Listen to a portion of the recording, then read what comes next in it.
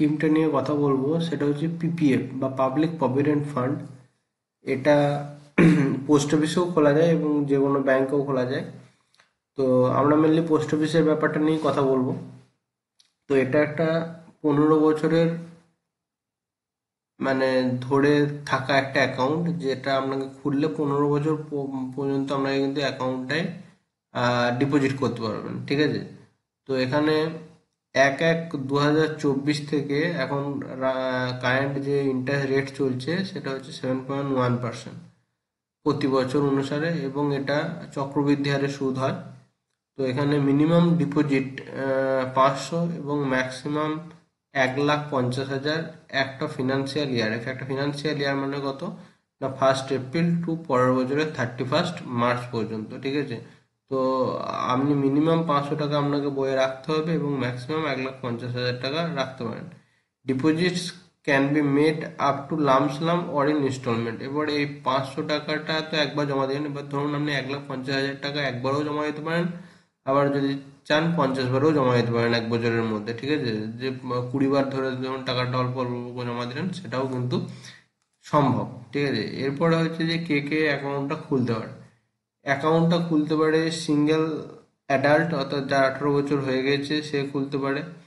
Guardian on behalf of minor আর person of unsound mind, ঠিক আছে। তো এরা এটা খুলতে পারে, এবং এর জন্য কি কি চাই না, আধার, প্যান এবং 3 কপি মতো ফটো, এই কটা চাই। আর নমিনির যদি পারেন 1 কপি আধার নিয়ে যাবেন, ঠিক আছে। তো এখানে একটা ইন্ডিকেশন দিয়েছে, only one account can be open across the country either in post office or any bank.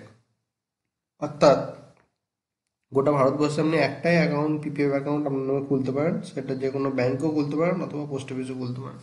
1000টা account খোলা যাবে না পিপিএফ। ডিপোজিট যেটা আগেও বলা হয়েছিল যে একটা ফিনান্সিয়াল ইয়ারে মিনিমাম 500 টাকা রাখতে হবে এবং ম্যাক্সিমাম 1,50,000 টাকা রাখতে পারেন।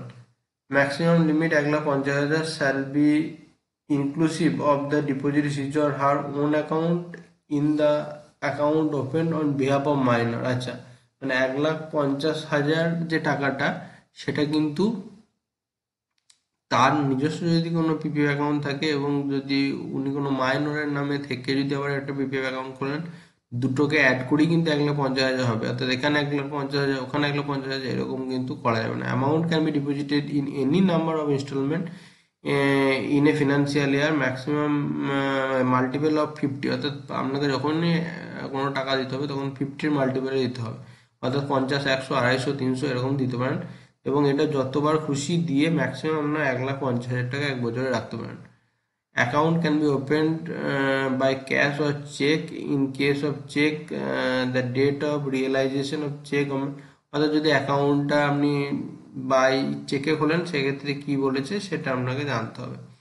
বেশিরভাগ সময় আমরা ক্যাশে করি, সেহেতু আমরা ক্যাশ দিয়ে এই অ্যাকাউন্টটা খোলার প্রচেষ্টা করবেন, চেক টেকে ঝামেলায় যাবেন না।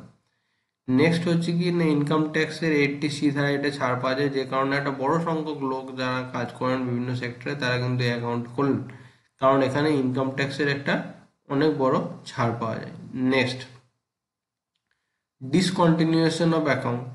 If any financial year minimum deposit 500 is not made, the said PPF account shall become discontinued. যদি একটা ফিনান্সিয়াল ইয়ারে মিনিমাম 500 টাকা না জমা করা হয় তাহলে পিপিএম অ্যাকাউন্টটাকে ডিসকন্টিনিউড বলে মানে নেওয়া হয়। Loan or withdrawal facility is not available on discontinued account. এই ডিসকন্টিনিউড অ্যাকাউন্ট থেকে আপনি কোনো লোন বা উইথড্রল করতে পারবেন না। Discontinued account can B revived by the depositor before the maturity of the account by deposit of minimum subscription, that is rupees 500 plus 50 default fee। মানে যদি পরের বছর জিনিসটা খুলতে চান তাহলে ধরুন আপনাকে আগের বছরের জন্য 500 প্লাস 50 টাকা ফাইন হিসেবে 550 টাকা দিয়ে জিনিসটা খুলতে হবে। মানে আগের বছরের জন্য 500 টাকা প্লাস 50 টাকা, 550 টাকা লাগবে তখন, ঠিক আছে। এবং 50 টাকাটা ফাইন হয়ে যাবে, 50 টাকা কিন্তু আপনার অ্যাকাউন্টে ঢুকবে না। Total deposit in a year shall be inclusive of the deposits made in respect of years default of the previous financial year। Total deposit একটা যে ইয়ারে হয়। আচ্ছা, যদি এই ভিডিওটা 5 মিনিটের ওপর হয়ে যাচ্ছে, সেজন্য এই ভিডিওটা এখানে রাখছি, পরের দিন আবার